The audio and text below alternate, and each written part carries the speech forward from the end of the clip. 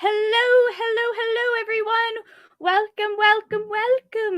I am here with Kier because I don't know if anybody heard.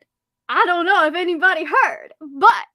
Percy Jackson is going to get a TV show. So I thought, why not talk about Percy Jackson?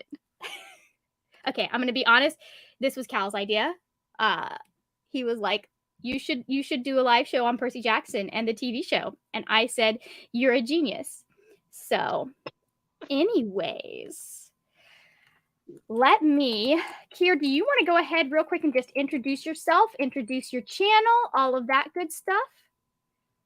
I am Kier from Kier the Scrivener. I am obsessed with Percy Jackson. I have been. I'm pretty sure I've been mentioning them since my very first video, and that is how me and Margaret became friends. I think way back in the day because there was. I'm pretty sure there was a oh my god, Percy Jackson somewhere in your comments. So I am thankful for Percy Jackson for another reason, for your friendship. And yeah, I love them. Have been obsessed with them since I was 14. And found them beside my friend's bed because they were sleeping in on New Year's Day, and I was like, I need to read, and I read The Lost Hero, and I was like, okay, it's okay, and then I read I read The Lightning Thief, and then I was like, okay, this is really good. This makes sense now. I remember that. Okay. Well, that is confused. Actually a perfect segue.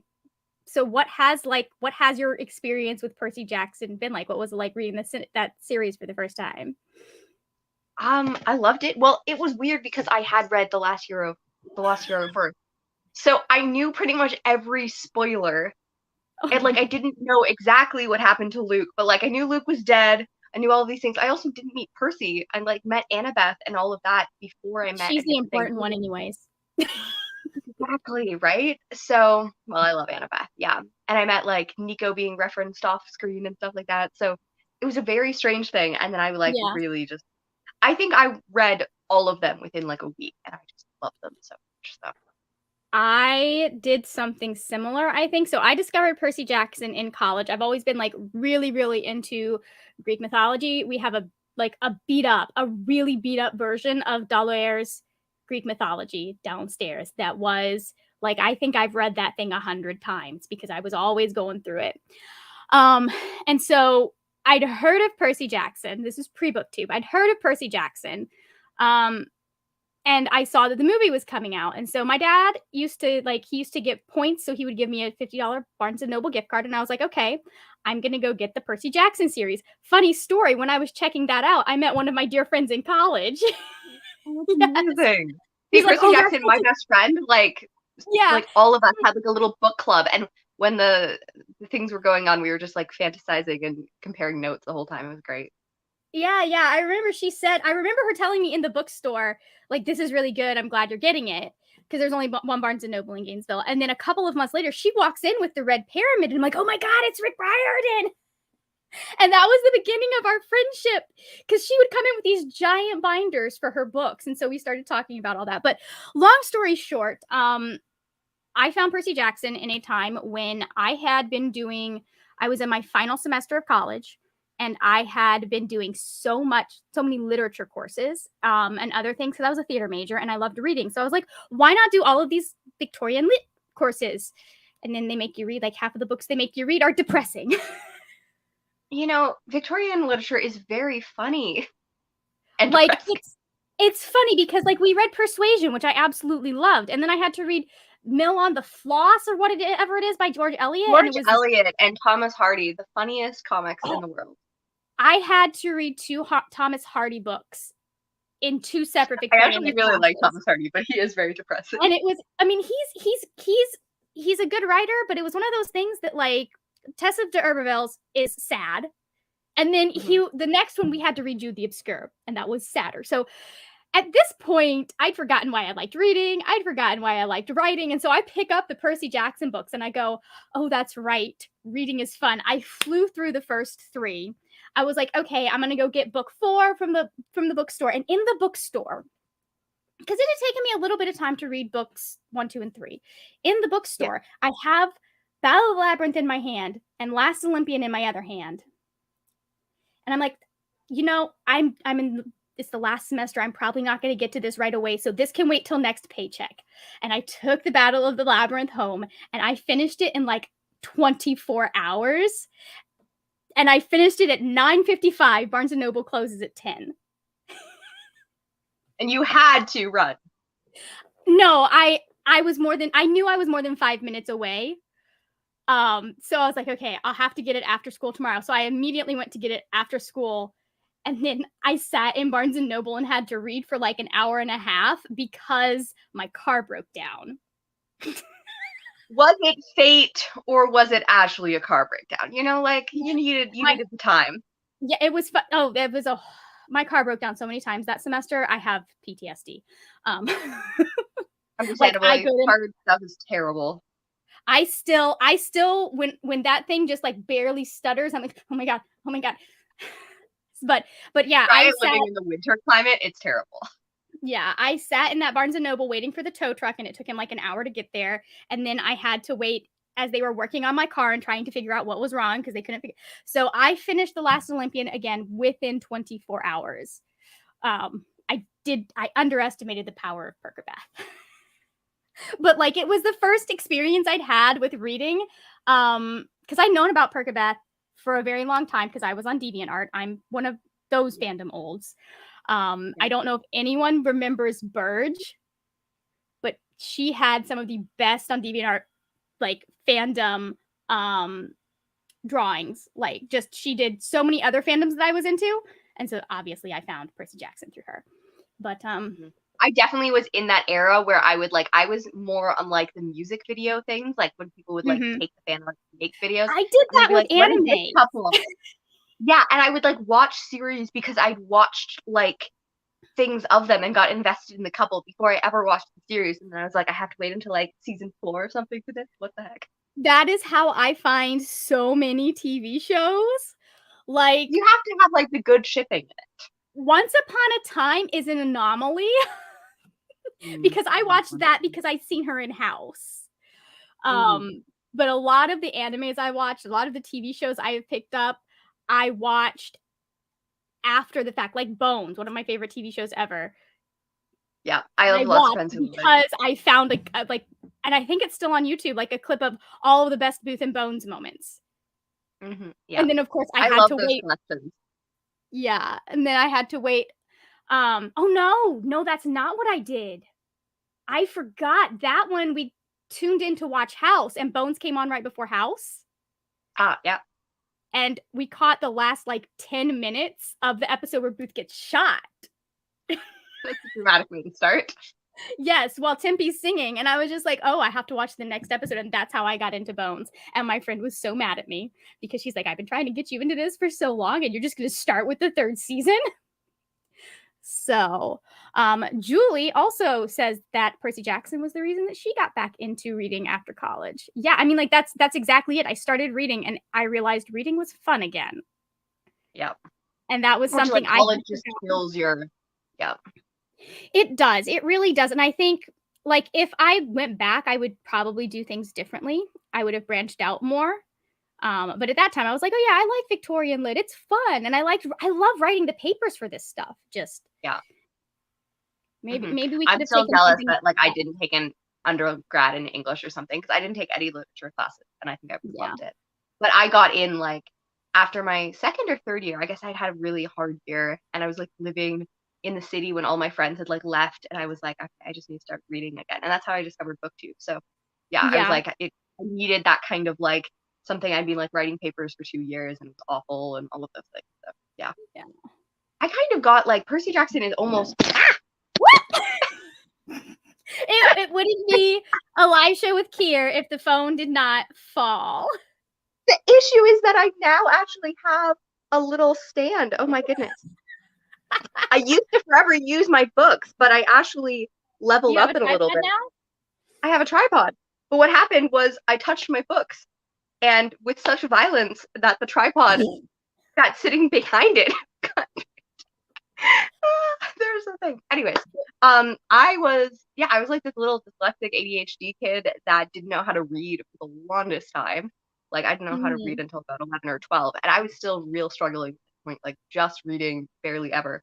So Percy Jackson, in some ways, like almost taught me how to read because it was the first series that I like really got invested in, and then started reading more YA, started reading more middle grade and stuff like that. Because I was just, Percy, I related to Percy. I related to the ADHD and like wanting to be a good student and wanting to do all of these things, but like feeling like your brain is against you. So.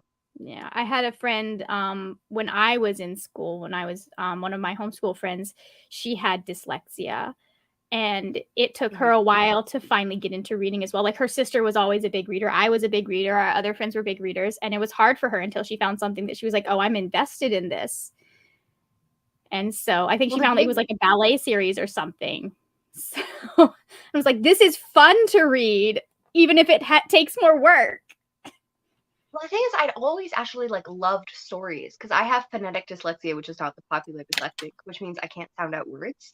So people kept on trying to teach me like how to sound out a word, and I was just like, this does not make sense. But I could recite long passages of like history and stuff because I would just beg people to read out loud to me. But like reading the stories were always just so, it was so much because I had to memorize the entire English language. So like I had to memorize by word rather than by sound. So it just took me forever. So it just was like grueling to read, even though I would like beg people to read to me. So yeah. And I think that's part of why Percy Jackson has such an impact now, because there are so many kids that like, I mean, he's very stereotypically poster child, ADHD. So I understand that he doesn't represent the full spectrum, but he still gives people like, they can look at him and see that. So. Well, and I reread them as a teenager because my parents were very conservative Christian who didn't like anything with mythology. So like I had no mythology. So I convinced my mother into owning the books because I read them out loud to her as a proof that I was like getting better at reading. But that was the only way I was like allowed to keep the books, is if I like read aloud. So like I reread them out loud because I'd borrowed them from a friend. So we love tricky kids. My brother and I definitely did that with TV shows. We'd be like, Mom, we've happened to see commercials for this TV show that we've been watching for weeks without getting caught. Can you make sure it's okay for us to watch? We made her get up at 7 a.m. to watch Beast Wars. Yeah. So. Yes, I read them all out loud as well. So that was fun. I like 14, 15. All right, not to get super controversial, but what were your thoughts on the movies that came out? I once dated a guy who told me they were great, and I subsequently broke up with him. That is a smart thing to do, because while they had a stellar cast, and while I enjoyed the heck out of both of them, great they were not. Like the first one, I have always said that the first one is fine if it's not an adaptation. Like the story itself is not horrendous. The casting is good. The things. If you divorce it completely from its source material, from Percy it is Jackson, it's a decent, like, that age bracket Greek mythology movie. It's the Peter Johnson movie. It's not Percy Jackson, right? Exactly, and it's not terrible. The second movie is, I think, like by definition, not a good movie. I saw it, I think, once. I saw it in theaters. I don't think I've seen it since. When Cronus gets raised in the second movie and defeated as a fiery hell monster, like, you know that you're not committing to any more movies because you've just eliminated the main threat in 10 minutes as I guess he's still 17, but like as a whatever hero. It's like, I mean, there were ways they could have written their way around that, because how many times did Moldy Voldy get like resurrected when everyone thought that they'd, like, if you can do it with that, you can do it with Kronos. But like, I don't know, it was one of those things that I don't think they went into this with a plan. They didn't go into it thinking that the strongest part was the story of the first book. Like, you absolutely could have done the same Percy Jackson story, all 5 books, with a 16-year-old within the space of like a year. Could have done that.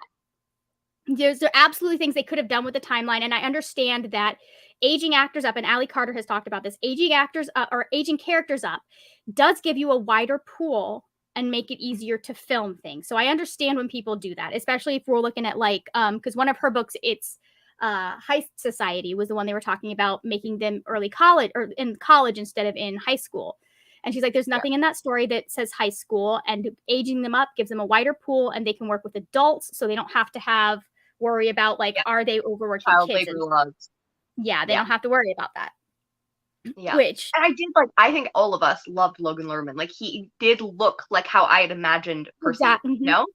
Yeah, okay, yes, yeah. absolutely. And like, I thought that was a brilliant casting. I do think that Percy is a little bit more tied to adolescence, though. Like, in those books, there is very much a coming of age.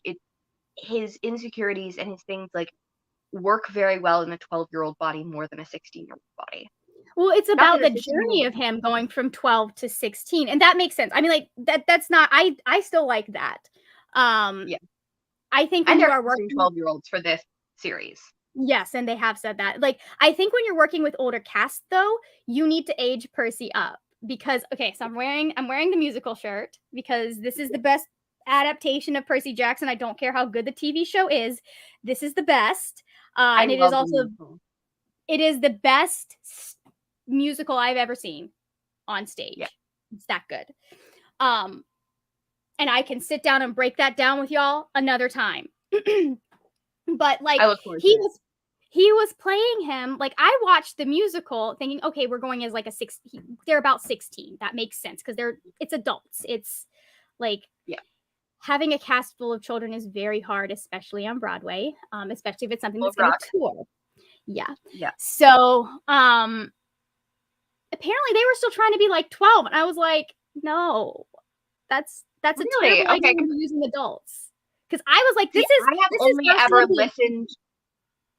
I've only ever listened to them in the things where it's obvious that they're not actually children by their voices, but it didn't take me out of immersion because it's very common on stage to people to play. To me, stage like there's less casting necessity because you're extending your things more. I don't know if it comes across sillier when you're seeing them in person, but to me, listening to the soundtrack, and I've listened to the soundtrack a ton, it doesn't sound weird that like he's very much an adult male voice that's inhabiting a 12-year-old people's bones. Like it came across in some of the acting, like Chris McCarroll, he was fantastic as Percy. His entrance as Percy is one of the most like because he literally just like slid it on the stage on his side at one point in that, like when you switch to I didn't want to be a half blood, like slides in, there's a pause and he starts singing. So he perfectly embodied him. The one like critique I did have is that he had a very stereotypical because of he was trying to play Percy as like nasally and young. He did have a very stereotypical gay guy kind of accent, and I was like, "You don't sound like Percy and voices has not been happy because the audiobooks are also horrendous." Oh my god, I hate his voice. I will not listen to the Percy Jackson audiobooks. I know, and I have friends who have literally like tried listening to them and like hate Percy. So and then I was like, whiny. And then I tried reading them to them in person. I was like, we're gonna have a book club, I'm gonna read it to them. And they're like, I don't care if it's your voice, I still hear him as whiny. And I was like, I forget the dude's name, but you have cursed him and you have put the perception in it, and I do not like it. His first name is Joshua. I remember that much. Yes, I thought it was Joshua W or something. I don't know. It's something. Yeah, it's something like that. Yes, Julie, I refuse to do the audiobooks. I will not listen to them. I mean, all of the other ones that I've listened to for the Riordan books are great. Just I wonder if they will redo it. I'm surprised. Like the audiobooks must be 17 years old now. Like you would think that they would have redone it, especially with how popular they are. Thank you. I now feel really old. You would. I mean, like you weren't in college when they came out, though. Fast. Say what? You weren't in college when the books were coming out, though. You were only like 17. Yeah, I didn't discover them till college, but like. I discovered them in 2011, 2012. I discovered them in 2010. So, like, I discovered them right after The Last Olympian had been released. So I didn't have to do any of that waiting. But I also, I wasn't able to go there for the midnight release. But anyways, I don't know. I don't hate the movies. I don't think they are good adaptations. I found them enjoyable for me to watch. Now, granted, I have not rewatched Sea of Monsters since I saw it in theaters, just because I Me was like, neither. well, um, and like I said, I do think that the first movie, like people rag on it and say that it's a terrible movie all the time, and it's like, actually, no, it's not. Like for the people that movie was made for, if it Yeah. had just been any random Greek mythology sort of adventure, that would have worked perfectly fine. The only reason we think it's trash is because we're comparing it to this fantastic story that Rick Riordan wrote. So Yeah. we've got Well, and that. I probably watched the movie, to be honest, like probably 4 to 5 times. Like I don't dislike it at all. I have not watched Sea of Monsters since, yeah, I think that was 2013. So it's Yeah. also been like 10 or so years, whatever, when since I I watched it. I pissed off some dude that was sitting a few seats over. Like, and this is the point where I would like bring my own snacks to the movie theater because I couldn't Right. like eat half the stuff. So I'd made cookies and I brought them to share with me and my roommate because she went with me. Mhm. And we're going through that first movie and I'm like giggling at so many different things because I know all the inside jokes. And he's like, dude, I want whatever you're on. I'm like, okay. And he's like, oh my God. And like he got mad at me. And so I spent the rest of the movie like, I have these cookies in my bag, but he's going to think that I have pot cookies if I pull them out. I lost it at Maleficent. I was Medusa? dying. No, no, no, no. No, I'm Maleficent. going Okay. targeting different movie. Dude, I didn't watch okay. Tangent. Tangent. Yeah, I got the people in front of me giving me glares because I just couldn't handle the prince floating. Have you seen Maleficent? I mean, I definitely am bad at laughing at inappropriate parts in movies. Like, Yeah. I didn't see the first one. I did see the second one in theaters though. yeah. Oh no, I was there like right as it came out because that's the person I was. Well, I the didn't go see interesting it thing at is that midnight. yeah. Well, because it came out the same year as the last book, right? So that also is Yeah. understandable.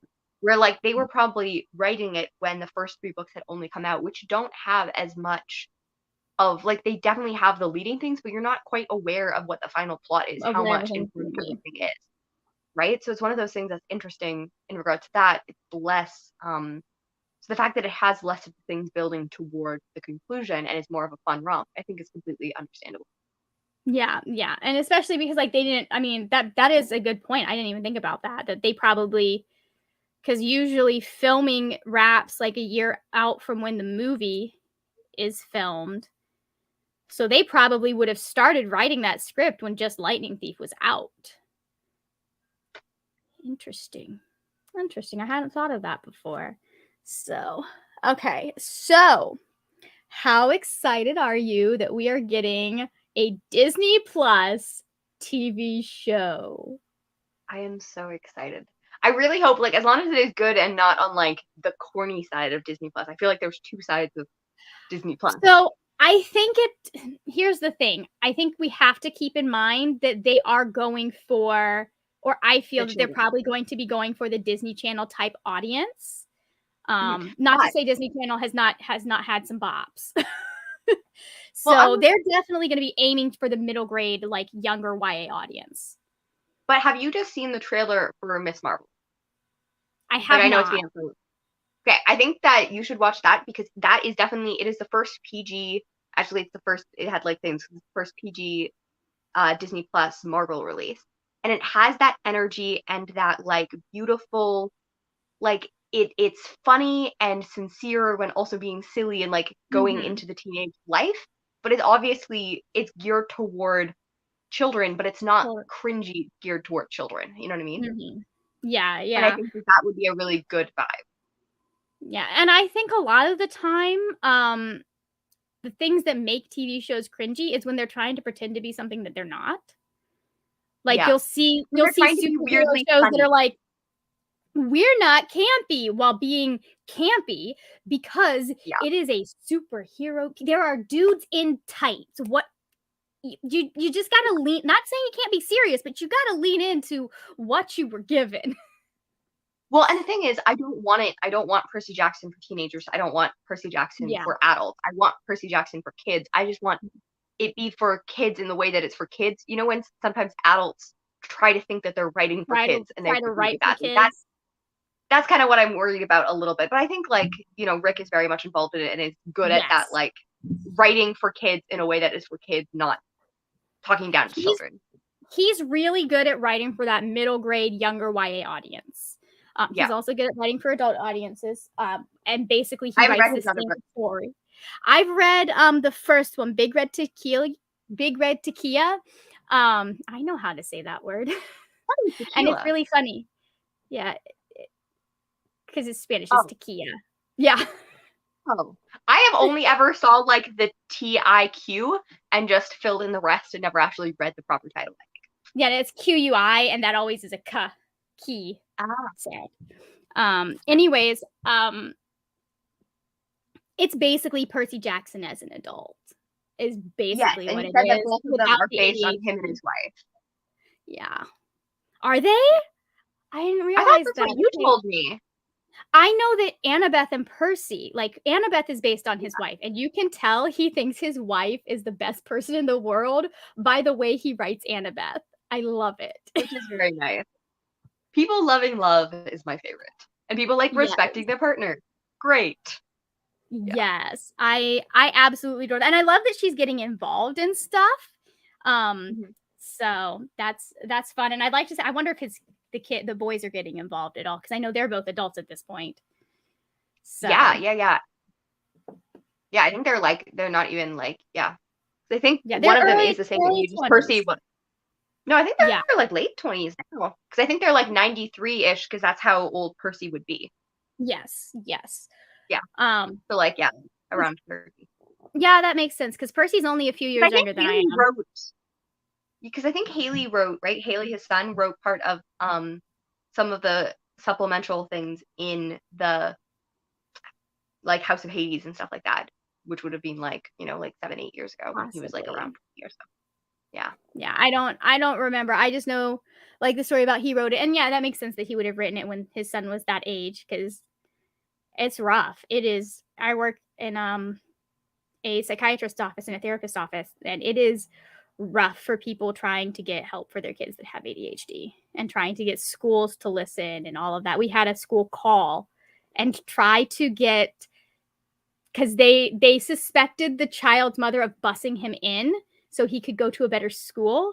And so they called him like, we need the address that you have on file so that we can send him to a school that he is zoned for. And I was just like, I mean, like I knew what she was trying to do because she's like problem child. And I was just like, I'm Yeah. sorry. The release that I have, it doesn't let me release Yeah. demographic information. Sorry. Which Like is you just need the to truth too. Yeah, I was like, Yeah. you need to go through mom for that one. And then I checked in with my boss and she's like, oh, even if it does release demographic information, we're not getting in the middle of that. They need to go to mom. Yeah. Yeah. Exactly. So I emailed both our patient care coordinator and his counselor, like, hey, just so you know, this person's not allowed to have the address for this child. They need to go to mom. Well, and yeah, like I just had a friend who was just diagnosed as like a woman, and Mm-hmm. she had to, as part of her process of getting diagnosed as ADHD at like 28, 29, was going back and reading her report cards, which were just horrendous. She was like, did every single teacher hate me? Like just the way that they spoke about me, and then never assumed that I had ADHD because I was a girl and not a boy. Like, Yeah. I and how that I has need affected her throughout her entire 20s and, you know, rest of her life. Yeah, I need to sit down with like a list of the symptoms and like because the more I think about my childhood in school, the more the fact that I may have ADHD makes sense because that's something I'm going to be pursuing here when I have more time and money. Yeah. But took my brain breaking completely to figure that one out. Yeah, actually dealing with what neurodivergence looks like is good and Mhm. healthy. Yes, yes. And it helps because like now I know what I need to like not just, it's not like I can get medications and stuff without a psychiatrist, but it still is like, well, I at least know where to be looking for things that I can do to cope. exactly, coping skills and stuff. Because I don't have an official diagnosis from a psychiatrist, but I do, Mhm. like, I did go to kind of my doctor and was talking about things, and they were like, yeah, this is most likely you hit every single thing for ADHD. And I was like, Mhm. yeah, that was kind of just me my assumption, and I've learned to cope fairly well. But yeah, I know so many Yeah. people have been changed lives by getting medication and stuff for it. I was always a good student, but that is because I was really good at throwing shit together at the very end right before it was due, and I was a Yeah, good like, I was a good writer. So I was able to yeah, write what I needed and still have like, I was still turning in even though they were put together more quick, like, night before, I was still turning in stuff that was above the quality of what some of my other peers were turning in. But it yeah. was just one of those That was things me that, like, too. I realized all of my calendar methods that I'd made and all of this stuff, they stopped working in 2020, and I realized those were coping mechanisms. Do you know Rowan Ellis? I She's a have watched brilliant some of her video. videos. She is brilliant, and she does a beautiful video, I think like 2 or 3 months ago, about her diagnosis and about, like, how pretty much during 2020 and how she was kind of how she'd overplanned and overdone everything to try to kind of cope for the fact that she had ADHD, and it wasn't during the pandemic and stuff like that, and how it was starting to break apart, and how it had, like, really kind of noticed that she was neurodivergent and that Yeah. it was ADHD, and that she'd just been coping in a way that most people don't see it, so that they hadn't identified it. And I think it really is a good video. I think I might have, yeah, I watched that video. Okay, yeah, it's great. I have. Yeah, the minute you started talking about that, it was just one of those things that I was like, my brain stopped being able to cope and keep things together when the stress of the last 2 years happened. Like, Yeah. I can tell why things fell down the way they did. I now But need, yeah, the coping skills and the ability to be able to build up in a way that is sustainable. yeah, like, I've always been terrible at remembering to pay things like bills. I Yeah. have the mail pile over here. Yeah. So, I just um, forget things. I'll be like, okay, and my most thing is that I hyper focus very intensely, and then I mhm. forget to do it. I do that on weekends when I don't have work to be boring so that I'm, like, waiting for my next meal. Weekends, I'll get to, Yeah. like, noon, 1 o'clock, and be like, I mean, let's see, was it Saturday? Sunday? Sunday, I didn't eat till 6 because I Yeah, was because you're so just so invested in what I was focused. doing. Yeah. I jumped on Yeah. to And at start work, it's filming this easier to one remember. and then whoops. Okay, back to the so what are some of the things, like, I'm really excited that why are you yelling at me? Um, what are s what was I where was my thought process going? What were we looking forward to? What are we hoping they Yeah, will change? you're like, I'm hoping "Margaret, here are the notes." Oh, I'm really excited that so Rick that is was good. involved in writing the scripts. Yeah. There we go, I got it, I got it. Is he writing So, every script? what are some, let's see, what are you looking forward to in the TV show? I'm just looking forward to it all. I feel like I It's should have, like, what moment are you most excited to see? Do you have or the top moments that you're excited to see? my brain went into a totally different direction right before that, is that I hope that, Go like, ahead, take in, it there. the year of our Poseidon 2022, that, like, that our world, that, like, I was thinking about, like, the beginning and stuff like that, because it has probably been about 3 or so years since I read the first book, and I was, like, thinking about, is that, how, like, the mental health and, like, how almost, like, Gabe's treatment and, like, how he treats Percy and their mom and stuff like that. I really hope that that's, like, a little bit more nuanced in its portrayal, and, Mhm, like, the to represent what it feels like to be a boy who has been told he's, like, unlovable, and that he is a problem child, and that he is mhm. all of, and I really look forward to seeing that. I think that a lot of young boys don't necessarily get, like, a positive role model in someone, you know what I mean? Like, mental health Yeah, actually yeah, referencing that. But, like, I don't know, I'm just I love Aries. I love, not, like, love Aries as a character, but, like, I don't know, I just really love the first book. I love all of the different, and I love that we're getting a TV series because we're gonna be able to go in between the things. We're and, gonna have, like, like, take creepy Aries time. coming in and, like, yeah, and we're gonna have And I Annabeth and Percy and just those mhm. moments. And And I I've don't know, I always just thought that a TV series is better for Percy Jackson than a movie because of how, like, you have books that it is a linear plot. You start at point A, we go through to point B. Scorpio Races would be a fantastic movie. I don't think it would be a good TV show because there's too much you would have to then add in. Percy Jackson is set up already in the books in episodes.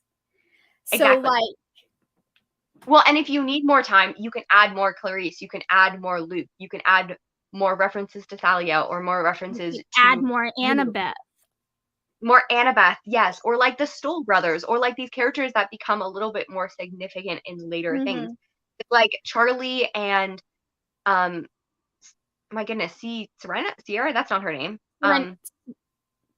Selena. I was like Sienna. That is not it. Like adding more Selena, like adding more of the characters. I do hope that they do that, like add some of the characters that become earlier significant. on. Yeah, so that you can see them kind of in the background, even if they're not necessarily talking to Percy. I hope that we get to see it. Like, I want Camp Half-Blood. Like, I want it to feel like a living camp. I want it to feel like, why is it his home base? Why does he have, like, I know in the first book it's not, you know, even after the first book, it's mostly after he comes home from the quest that he gets involved and stuff. But yeah, and I hope that him and Luke, like, you feel that relationship as an older brother and stuff. That needs to be put in. You definitely have to you really are going to have to sell that relationship between Annabeth and Luke, because she comes so close to siding with him in certain parts of the book. And I feel that very intensely on the thing. And I don't know, because it is something that is a little creepy in some ways when you take it out of the context, because he is so much older than her. So I do wonder if it is possible, or if they will make Luke not quite as older, like make him more, because I think he's like, is he 20 in the first book, and make him like more like he's 19, I think, 18? in the 18, 19 in the first book, because but so I think we need to, one of the things that they could do, and I would like to see them do, is set up the difference between how Luke feels about Annabeth versus how Annabeth feels about Luke. Because Annabeth having a crush on Luke makes perfect sense. She's 12, all of that stuff. Establishing that he looks at Annabeth as like his only family, a younger sister, that's going to be important to keep it from being creepy, if that makes sense. Yeah. I also don't know, like, or do we need her having a crush on him to be relevant to the plot? Because it is very much established kind of like that him and Thalia kind of had like, you know, some feelings, a thing, or even if it was actually a thing, that there was feelings there, right? And they're only like a year or two apart, right? So that's like not weird. But yeah, that was the thing where it's like, especially they might have been the same age, I think. Yeah. Because Luke got older when Thalia didn't. Yeah. I just thought they were like 13, 12, and Annabeth Something was 6 like that. and stuff. But she was 7. Yeah. Can you tell how much I pay attention to everything that talks about Annabeth? I love Annabeth. Yeah. I think that's a good way that they could, like, because obviously we have in the books, it's Percy's point of view. He is the only person that we can see through. But there are so many other points of view that we could pull out and see. I would love to see them do something that like The Expanse did, which is what you were talking about, where they took characters that we see in book 2 and pulled them forward to start building their story in the first season of the show, partly to fill a gap because there are not a lot of female characters in the first book. Like, we have Miller and we have Jim, who are one of them, and then so they pulled her in earlier, so you have this very strong properly strong female character, and then you have Naomi on top of that, and they added all of those points of view in. So I'd like to see them do some of that. I think it would be interesting to see how they can use that to kind of show, because we only get Gabe's abuse from Percy's point of view and how he's going to talk about it, and like, I think it would be interesting to see what Gabe's abuse to Percy specifically actually looks like. You know what I mean? Not just like his joking, like brushing it off, like all of that, but like actually see, this is what happens when an adult is emotionally abusing you. Like, they don't have to hit you to abuse you. Exactly. And how much tear that has on Sally too. Like, I love because I think Percy Jackson, like, Sally remains a character, and you have Paul and stuff in the later things, and how, you know, a healthy relationship. Paul? No, I was gonna say Sally. Sally's arc is fantastic. I love I Yeah. love that Rick took the time And I to love give the and like single mom an arc. So go ahead, I'm done. yeah. And I hope they make her really young too, because like I have the idea that she was kind of like 19, 20 when she had Percy, but he's only She was 12, so 18. she's still only what? She was 18 because she was just getting ready to go to college. Oh, she was just getting ready. That makes it slightly more creepy, Poseidon. I thought she was like in college. Um, Anyway, she might, yeah, so she's maybe you might be I right. thought she was like there during a summer during college. I thought she was in college. Anyways, but like the thing where it hits me is in the second series when Percy is like it's like being 6 years on and Sally is still young enough to have a child. And I'm like, oh, wait. Like that is Hmm. how long she was a mother and he didn't really understand and had to deal with all of these abusive men to shield him. And like, I don't know, I hope that they because single moms deserve all the screen time in the world. And I really like would Yeah. love to see a bit more Sally and stuff. And even maybe like yeah, like a little bit where because I rereading the lightning thing, I realized how much of it takes place at school beforehand. I think the Percy Hmm. Jackson movie brings you right to the museum really because it doesn't really want 30 seconds of school. exactly. And I think establishing what Percy's life looks like because I haven't read it in a while, but I was reading it to my friends. I read the first probably like 5 chapters like 2 or 3 months ago, and I was like, yeah, he does a really good job of setting up Chiron in there. He does a good job of setting up like Grover and adding a little bit of like the mystery. Hmm. And even though it's only like probably 20 pages that he's at the apartment with Paul or with um Gabe, Gabe and Grover. Sally and stuff like that, you really see the dynamic and how that affects his mom and how it affects them and how the mom is like Sally is rebellious and stuff like that within the relationship and stuff. And I would love to see like just an episode and like almost have the first episode end with him getting to or like with Sally being taken or something like that. You know what I mean? Like establishing like And giving that's a it time. smart. Is it 8 episodes? I don't know how many episodes, but that would actually be a smart episode or place to end the episode. That's a natural cliffhanger when Sally goes. Yeah. So, Because I think that like, would there, be a good hook and you need time. Because I yeah, hope that I'm assuming they're probably going to be 45 minutes to 50 minutes. So, like, yeah, it has plenty of time, almost half a movie length, to actually give us Percy as a character before he even enters. Because I think that Camp Rock. makes Camp Half Blood. It makes why Luke's mentorship and friendship and even him being at the Hermes cabin and not being claimed and stuff like that very So valuable. important. Because I think that informs how Percy, even to the end when he makes that request, like that pain of being unclaimed, being unseen, and seeing Luke and seeing other people being unclaimed really affects the way. Well, I know Hmm. Luke isn't unclaimed, but like viewing the other people and Luke not having a good relationship with his father and the gods not being involved, how that actually affects. Because yeah, I don't think I realized at like 15 how much the series is about like parental absence, right? Even if they're physically alive or whatever, they don't show up. Yeah. And you can't write about the Greek gods without covering that. Um, Let Yeah. me see. I think I'm gonna be there waiting for you drool in your sleep because that's just such a fantastic Look like a character princess introduction. too. Yeah, such a fantastic character introduction. Um, I do hope that they do like the blinky eyes so that like we're almost like we see Annabeth the first time when through his eyes of like him being blurry at night and waking up and then being like, there's a princess yeah. who is also about to be rude. Listen, more princesses should be rude. So, Yeah. And be able to use a great knife and stuff. yeah, I am really looking forward. I'm just looking forward to like anything with Annabeth. Um, Mm-hmm. but specifically in the first book, like that introduction of her, just because she's so cheeky and I love it, Well, and and I think that also sorry. she's afraid to like I think like one of the key parts about her is that she's so afraid to like connect with people because she's been and like I that's one of my favorite journeys is when you have a character who's has a hard time connecting, Mm-hmm. kind of letting those walls down with someone new. Well, and like how much she's like being like parentified and stuff like that. Like it makes her really happy because you see her, she's a 12-year-old who is Hmm. like one of the people Chiron respects the most. which is great because she's been there for 6 years, but it also just like it shows her maturity and her wisdom, but also like and her ability, but also just how much she has had to not be a kid. Yeah, she's still a kid. For those that don't know, parentified is a specific term used especially with like DCF cases. Is where I get it, which means it's when a child has been the one, like the oldest child usually is the one that has to take care of the younger siblings and like get them to school and all of that. You see that a lot. Yeah. Yeah, because when we meet Frederick, he's kind of just like not super Yeah. present.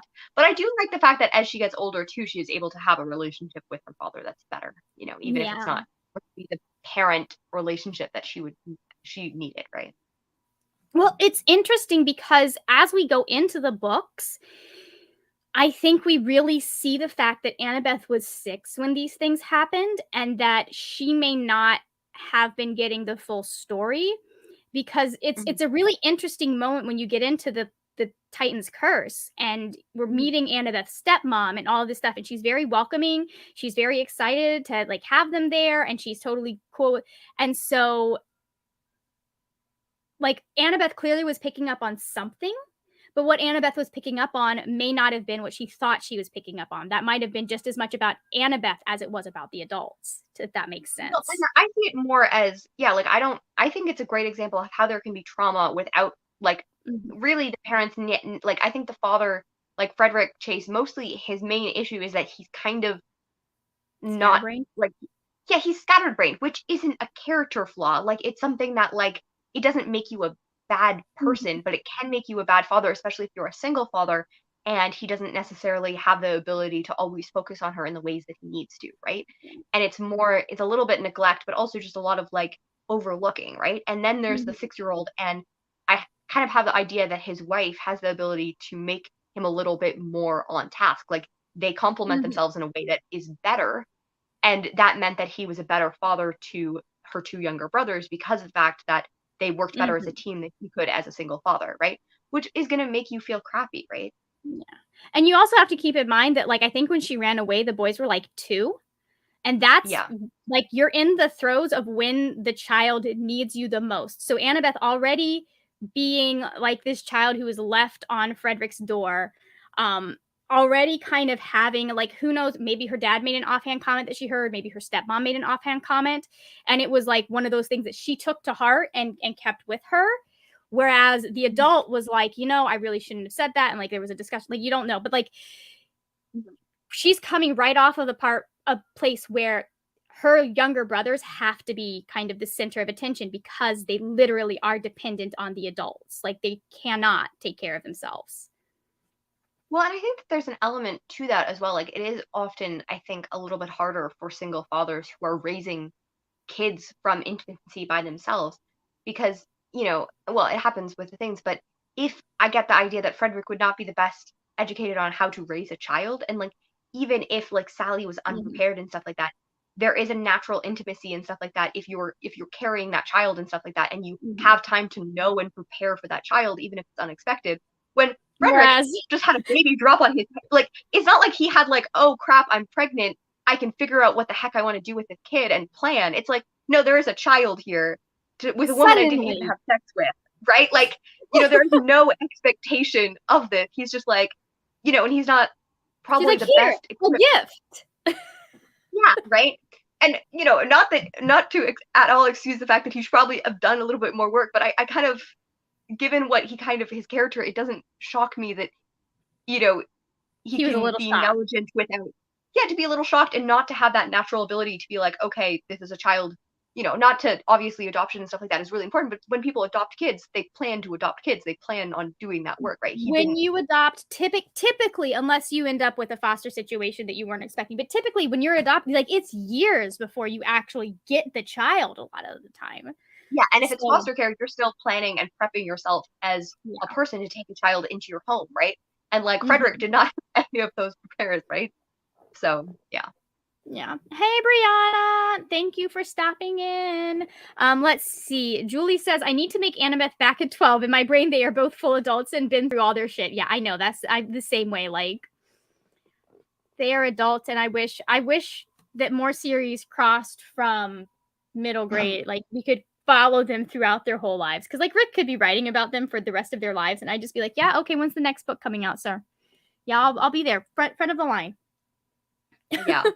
I am a little bit sad that they're kind of eternally stuck at 17. Like, I wish that he had jumped forward in some of his books, and that because we get cameos of Percy and Annabeth in other books, I wish that we could see them in their 20s and being like, Yeah. almost like, hey, we got through this. And like, because they're still 17, right? And being like, hey, no, I've gotten through this. I'm going through college. It's hard with the monsters, but I'm learning. And almost to see the history of that, rather than almost sticking them at 18 because you don't want to have them, outgrow or whatever. I think they're actual okay, so the fact that I am gonna say warning for spoilers for the Trials of Apollo, but it's like not huge, like it's not anyways. I'm specifically talking about Percy, but like so Percy's story ends in Trials of Apollo with him graduating. Oh, And so college or high yeah. school. No, high school. So I That's what I'm understand. saying. Yeah. Yeah, but I understand why Rick may have chosen to keep him 18 and have him actually get that high school diploma considering the audience that he started with, because I know especially like it can be hard to keep kids in school when their ADHD is so off the walls and they're not being able to be like when that's happening. So I understand what he was trying to do with being like, "Hey, Percy graduated. Now you like kids have that to like if Percy did this, so can I." No, and I wish that had happened. I just don't know why all of Magnus Chase and all of Trials of Apollo all took place in like a year. I don't, because I missed that. I think as we get further into the Arrowverse, I missed the fact that I think the series didn't hit me quite as much. Is that we only followed them for like a year, like it was like Yeah. event, which I wish like yeah, like he had graduated. When he first appears with Apollo in the first book, him being like, because I think he's talking about a little bit about college and stuff there. I've only read the first one. And then like during the time of there being like a 2 or 3 year, him checking in and being like, oh, I'm in college or I'm doing whatever Percy wanted to do with the rest of Yeah. his life, right? I think him graduating was important. I just don't know why so many of the books took place in such a small period of time. I think he did that because he probably was like, okay, I'm done with this like every year format. Yeah. Because I know that can in some ways kind of raise questions. But let's see. So what are some things that I mean, we've already kind of discussed this, and also I'll start with mine. What are some things that you're really hoping maybe they do differently in the show? I'm hoping that maybe, and I don't know because Rick still had it in some of the Trials of Apollo books, but I'm hoping that they will recognize some of just the very casual fat phobia that they have, which I understand. And I hope that they like actually make like Clarice like plus size and stuff like that, and like things like that. Yeah, Clarice always struck me as what you like a girl, but with the body of a husky boy. You know what I mean? Like the boy that would be described as husky.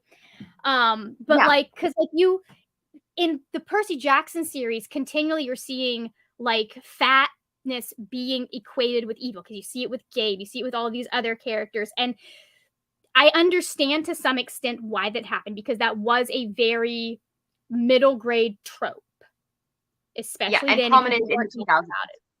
Yeah, exactly. Yes. I would like to see less of that maybe, and it'll probably help because we aren't in Percy's head with him calling Gabe evil all the time and fat, like in the same sentence. But like I'd like to see some of that get corrected. Exactly. And I would also like to see more diverse casting in body sizes and things. Also, like adding maybe more queer elements, adding some more hints and stuff there as well. Like making it a more diverse world than it was in 2005. Yeah. Especially because like we already we have Nico. We know that he's a little baby queer. So we could have his, especially if we're doing other points of view, we could have in like 4 and 5 his little queer awakening. Yeah, and him kind of like acknowledging that when he feels not seen and stuff like that, that there's a background to it, right? Like hinting, even if he doesn't come out until later. Because I don't know if they will like 5 seasons or they'll do 5 seasons and then maybe adapt the Heroes of Olympus, or that will be too much. It'll depend on ratings or any of those things. But yeah. Yeah, we'll see how far they get. I'm hoping they get through the whole book. all Yeah, I books, hope all that the they will books. commit to doing 5 seasons because it is Mhm, wildly popular, and I don't see it. Even if I don't know, even if it was terrible, I think a lot of people would watch it. yeah, and yeah, that would I think that they would, especially because it's something that is for kids, that's Hmm. gonna make it really easy as a sell, especially on Disney Plus.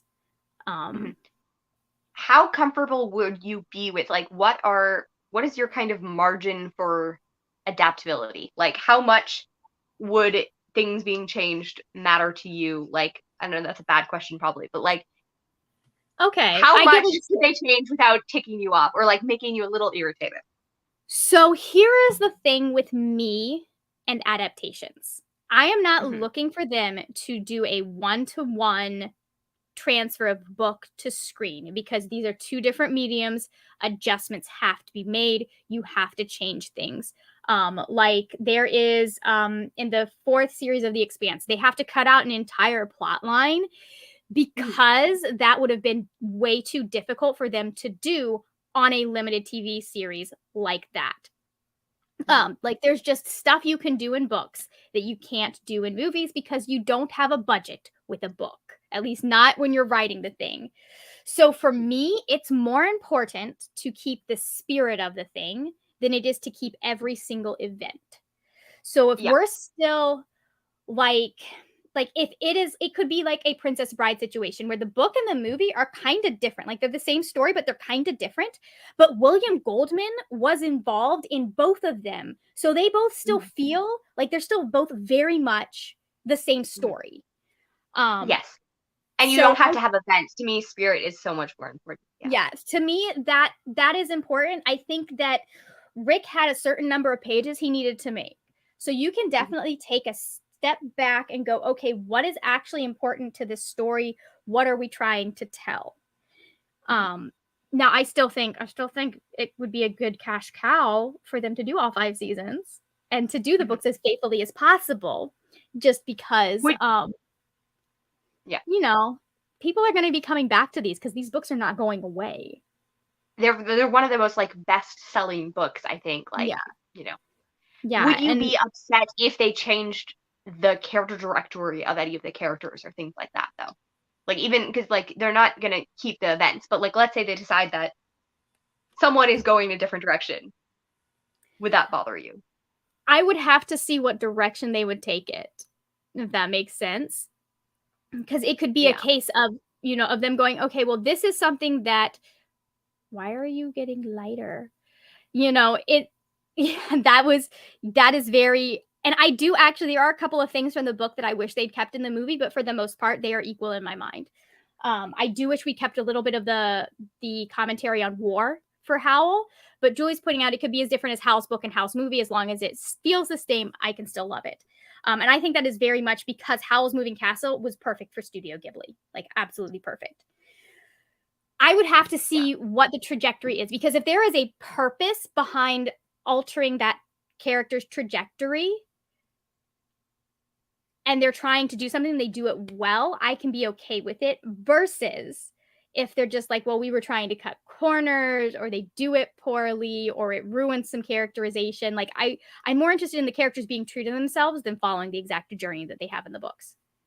Because I would say that's probably the most thing is I'm most attached to the characters and even like the sub characters. Like I'm very attached to pretty much every person in Can't Have Blood and like all of the other characters.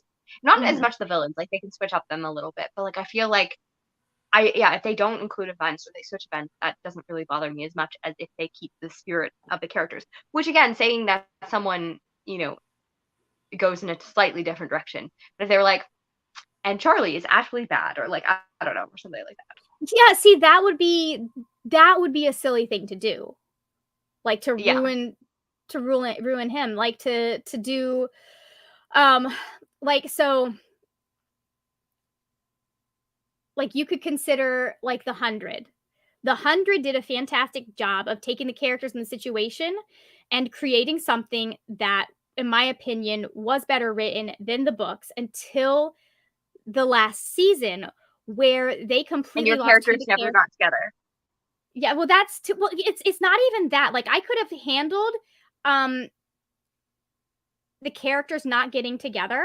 It was how they just utterly derailed the entire series with this new plot in the last season, how they completely undid 6 seasons of character growth, of relationship building, of like just all of the stuff that they did. They just went, okay, this doesn't, like, they pretended like it didn't happen. And so they Yeah. completely took that off the rails, and they had a poorer story for it. Like, Yeah. people were making comparisons to season 8 of Game of Thrones and saying I it was gonna was say, I was worse. like, that's the thing I was thinking. I Like, haven't watched either of them, but yeah. like at least Game of Thrones, the story, like the author who wrote the books was like, you can do this story, but you need more seasons than you're planning on using. They Yeah. could have done it with nuance and interest, but like they just completely assassinated so much of what had made that series what it was. That, yeah, it doesn't make any sense. Think of And have I you hope seen that with the fact Aragon that the book? it's 5 books. Yeah. Sorry, what? Sorry, You you were are saying. crackling up. Oh, can you hear me now? Hello? Can you hear me better now? Yes. You can hear me now? Okay. No, I was asking, have you seen Aragon and read the book? No, I have seen the trailer. I have read the first 20 pages of the Okay. book. So Aragon was one where they did a really good job of adapting like the first bit of the book. And then they completely squashed the last bit of it in the last 20 minutes of the movie. So it was not done well when they cut things out. It was like 2 completely different movies And I think almost. that these books aren't huge. You know what I mean? No, they're not. Like, they're not massive books. Like, I think even the Last Olympian is only around 400 pages. So to me, I think that I saw the release that it's going to be an 8 series, an 8 episode series each series. And I think that that is more than enough time for them to give to these books their due in Especially their since book. you can fit several chapters into one episode. I Oh, think yeah, like actually the the first book, I longest think of it's them, only I think the longest of them is actually Lightning Thief. I think that's the one that has the most word count. Oh, really? I think so. I'm not 100% sure. But if I remember correct, hold on, now I need to know. Ow. Sea of Monsters is the shortest. I know that. I'm looking at it, and Titus Curse seems like the second shortest. Yeah, it is very easy to see that Sea of Monsters is the shortest. Okay, yeah. Let's see. Which I guess there is a problem in there because Sea of Monsters does do more establishing. I wonder if they will have hard time filling that one as a mount, or if they will transfer some of the world building to Sea of Monsters and stuff for a sec. I guess that's why it makes sense why some of the secondary characters are in Sea of Monsters, because it is a shorter book. But I feel like Sea of Monsters could be beefed up and have more time, like at school, or more time after, or like just more time in, because it's not an uninteresting story. It's just, you know, it doesn't have okay, never mind. Last Olympian is longer by 6 pages.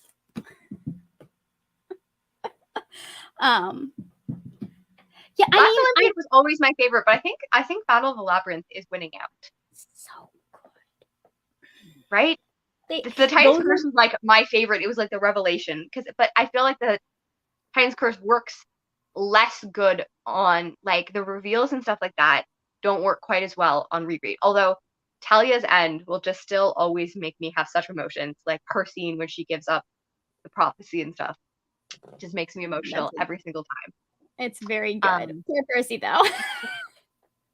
I think there's definitely stuff that they can do and flesh out in regards to Sea of Monsters, because it's absolutely possible to kind of build the tension for the audience where the audience knows what's going on, but the characters do not.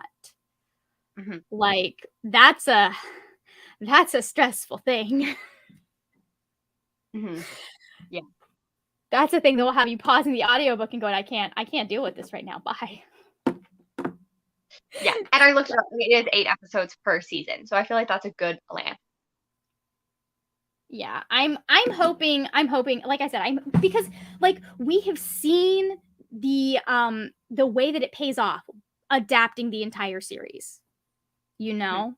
And I think that this book, like, I don't see them losing financial things. Like, Percy Jackson is so popular, and it's popular in, like, an our age group and stuff like that because we've grown up with it or found it in college or whatever, and it's popular with adults.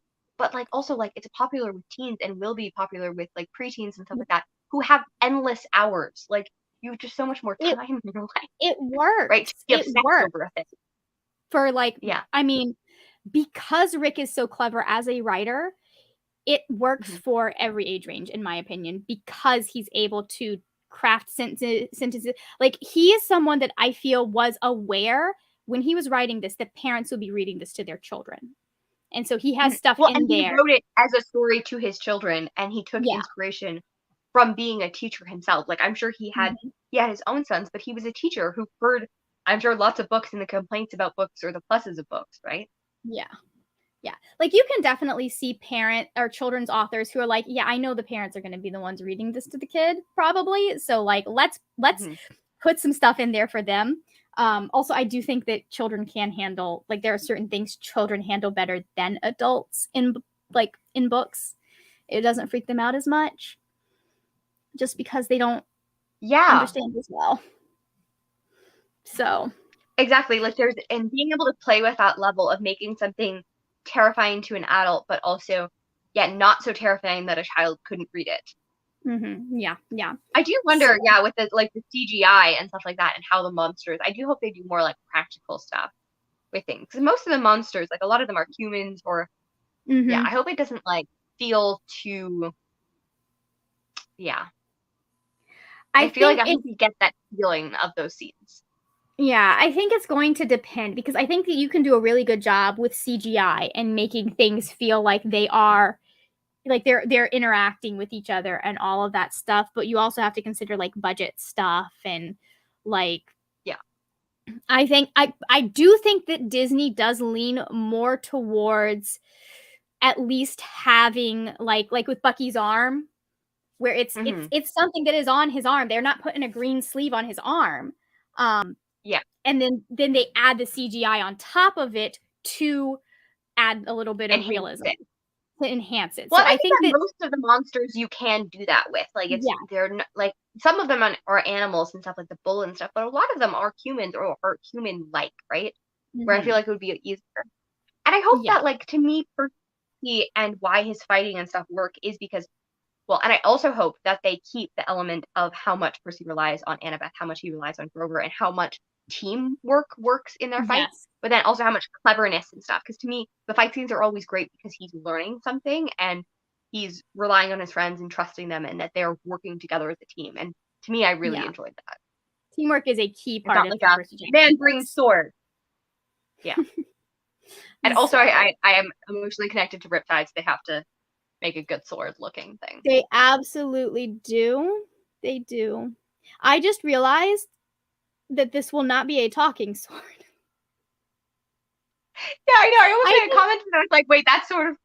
Although, how do you feel? Not that I have the right to talk about anyone's gender except for Riptide, but how do you feel about the reveal of Riptide as a woman? I was like, that is not the vibe I've ever gotten. What? I think it makes sense because the most influential people in Percy's life are women. So you've got his mom, you've got Annabeth. Riptide being female makes total sense. Yeah. I was just like, I always thought of him as more of, I don't know, a boy, but it's allowed to be a woman. She's allowed if you think about the shape of the blade, it's got more of like a feminine shape. If you think like the actual, like the way blades were shaped when in Greece. Body types and gender does not have to go to. I know it doesn't. But I also think, honestly, what I think is I just think that Rick made a very het sword for Magnus. And he wanted Riptide to be something he could reasonably hit on. Fair. Oh, that's a joke that's in there for the adults and for the older readers. Like I think he's very, like, he does a very good job of having in his later series books that work for middle graders, but also work as you are getting into the YA age range as well. So He's aware of his audience. He is aware of his audience. He's aware that people are coming back. Yeah. So. Yeah. All right. Do we have any other thoughts about anything related to Percy Jackson? I am happy and I'm excited and I am nervous about casting news. Although I hope they do all unknowns and stuff. I'm excited about casting news. The one thing that I have been seeing that I'm just like, this is not a good casting for him. Have you seen all of the castings of Logan Lerman or people fan casting Logan Lerman as Poseidon? Yeah. No, why? He's not. He doesn't even have the look of Poseidon. Like Poseidon needs to look like a Greek statue. Looking at Logan Lerman, which I think that they should definitely, like, if they want to cast him, that would be fantastic. He looks more like a Hermes to me. What do you think? Yeah, I would say he would work well as a Hermes. He would work so well as Hermes. He's got the tired daddy and energy Hermes doesn't appear very much, but he appears throughout the season, so it could always be like a one episode of Logan Lerman per season kind of thing. And I feel like as much, I don't know, sometimes I view Hermes kind of more in the like in late 40s, but I do think that you could pull Hermes as a guy in his 30s because I think Logan Lerman is only like 30-ish, right? 30-ish. Like 30. He could pull that off. He could pull off Apollo, I think. But I don't think he doesn't have the face for Poseidon. He has enough swagger. I don't know. I haven't seen Logan Lerman in actually a lot of things. Like I feel like you have to have the like. I've only seen him arrogance when he's a teenager, so I don't know. Yeah. And I mean, it might be one of those things where they just give him like some sort of cameo. I would just love him as like a quick monster that's killed or something. Like a one-off franchise. What? Like one of the people that little Percy interacts with, like the bus driver. Like have him as a teacher who's just sending him away. Have him as Paul Blowfist. That would actually be really sweet because Paul, especially by the time they get to late seasons, like he is in his like mid to late 30s probably, right? Yeah. So like in 5 years' time, that would be about Logan Lerman's age. And I love Paul. Like he's just such a sweet character. It would be 4 years because he come up in he comes up earlier than last. He comes up in the Battle of the Labyrinth, doesn't he? Yeah, Battle of the Labyrinth. Yeah. But also they haven't even cast and haven't even started filming, so yeah. Yeah. I don't know enough about like kid actors to be able to well, and I hope that they cast people we don't really know. Yeah, and I think that works really well. I don't know that they'll go for that, but because Hollywood and nepotism, but it would be nice. They're better at kid actors. Like kid actors are often unknowns. Yeah. Yeah, Logan Lerman is 92. He just turned 30 in January. Oh, so he's a year younger than my brother. Okay. Yeah. So I don't know. I think I would picture Paul more like the 38, 39 to early 40s, but yeah. But well, because I think, let's see, 12 plus 18. So Sally's 30 or 31 in the first book. Well, no, yeah, she was pregnant for at least 9 to 10 months, so she was probably definitely 19 at least. So she's like 32. And then we have 4 years, so she's like 36, 37. So yeah, she's having a kid at like 38, 39, which is not like that's still definitely doable. So, oh yeah, you can have kids in your 40s or whatever. Yeah. My great grandmother gave birth at 49. That is why I exist. I'm not kidding. 49 and 64 was the couple that gave birth to my great grandparents. Oh wow. Genealogy told me that it was an incorrect entry, and I was like, nope, that was actually their ages. Oh my god, that but that makes sense at the time because No, they didn't. They were married for 23 years, had one child that died, and I was like, how? There was no birth control. They got married at 18. She had her first kid at 43, and then that child died and had her second kid at 49. Now I am confused. Right? I want a life story because I'm like, were they trying to have kids all of those 23 years and just couldn't? Or did they just like not talk to each other? Because they were married at 18 and did not have a kid until 42. Yeah. I mean, it wouldn't surprise me if like maybe she was struggling with some sort of infertility issue. And then because your body does go into overdrive, when you hit 40, that might have upped her chances of getting pregnant. So 42, and then 7 years later at 49. That's wild. That's wild. Yeah. Anyways, family history. What other things? Julie says they can rely on the mist hiding monsters for big chunks. Yeah, That is true. See. Well, because I just watched the last Moon Knight episode, and they did do that. I was thinking about budgetary reasons because there's a scene in which other people can't see what the protagonist is fighting. And I was like, I wonder if this is for budgetary reasons. And it's also kind of funny for that reason too, because they're fighting someone where other people can't see what's going on. Yeah, that's always a classic trope too. So yeah. Like, that would be really funny if they do certain fight scenes where, like, we're flashing back and forth between, like, what Percy can see and what people around him are seeing. Like, that would add to the chaos. Yeah, and, like, news articles at the end when they're talking, because I think that happens in the Titan's Curse and stuff like that. You know, there's the thing, and then you kind of have, it's Hermes, right? There's, like, a little misty thing. What? It happens in Lightning Thief, too, that because he's being followed around, like, and they're like, oh my god, this chaotic 12-year-old, and he ends up at the end, you can get a free TV from my stepdad, Gabe, and it's like just like playing it up. Mm-hmm. Yeah, and I do hope that they lean into the mystery of that, because like it takes so long for Percy to kind of know, and for him, or like things like the mist and stuff aren't explained. Like Annabeth understands it a little bit, and other people understand it a little bit, but it's a little bit for Percy to figure out.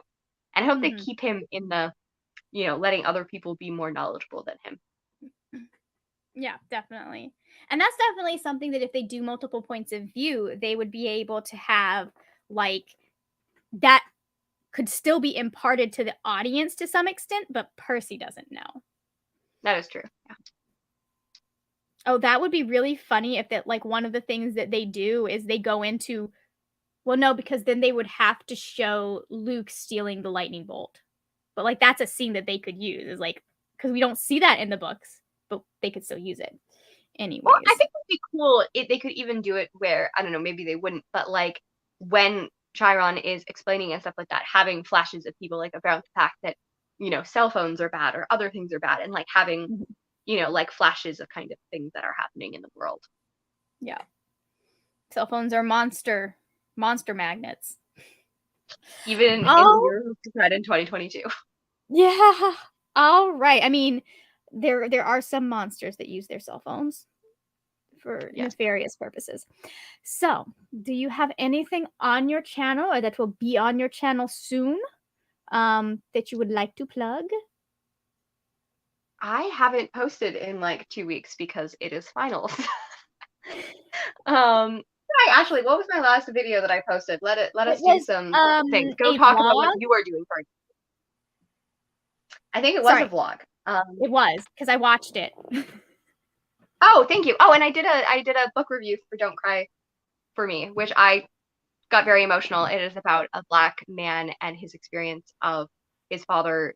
He's a gay Black man and his father growing up, and them talking about the division between generations. So it made me very emotional. But then I also had a vlog with me reading all of the Women's Prize stuff, which I am still planning on doing, and filming probably something at the end of thing now that I did a bunch of my presentations and stuff this week. So this was a great reward after I had a presentation at 9 a.m. this morning, and I was like, and I get to talk about Percy Jackson at 7.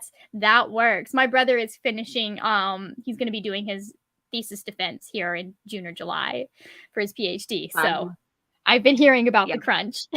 So I'm doing Veda, as y'all know. There will be a video tomorrow that is going to be recommendations if you liked the second season of Bridgerton, specifically going off of various relationship tropes that are in that, because not every recommendation that says Bridgerton is a good recommendation for what is in Bridgerton. And then I also have reviews that are going up, and we'll be doing sprints live on my channel this Saturday. Yay, yes, I'm excited. Oh, and if you are part of the Curious Minds Book Club, be on Sarah's channel, 9 a.m. Eastern Time, because that is when we will be doing the live show. And I have to do a thumbnail for that. Anyways, I'm fine. I believe in you.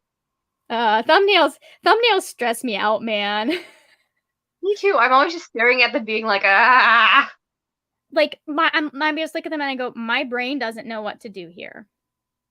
Which is why I have a formula that I have created, but okay. Yeah, and then like does everything look the same? Anyways, God. Yeah, no, it's just, Yeah. I'm slowly figuring out what I want all of my thumbnails to look like, if that makes sense. I would love to have that feature. I empower you to do that. Yeah, we're working on it. We Mine are is still working. hectic, crazy. I don't like this after 4 of them.